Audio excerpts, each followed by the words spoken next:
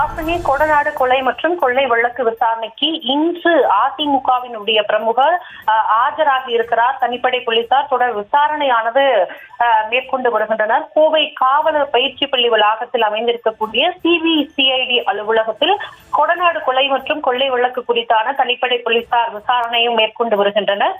விசாரணைக்கு அதிமுக பிரமுகர் சங்கர் என்பவர் ஆஜராகி இருக்கிறார்.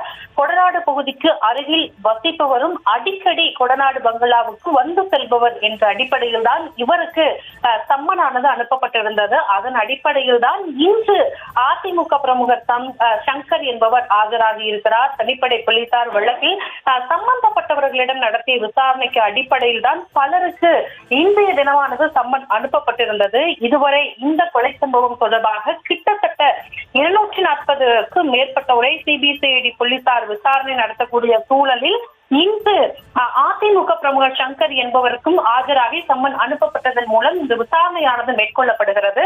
கடந்த முறை கொடநாடு கொலை வழக்கு தொடர்பாக விசாரணைக்கு ஆஜரான போது சயான் செல்பு பதிமூல் செய்யப்பட்டது தொடர்பாக ஆய்வாளருக்கு தான் தெரியும் என்று விசாரணைக்கு அன்றைய தினம் ஆஜராகியிருந்த மகேஷ்குமார் பதிலளித்திருந்தார்.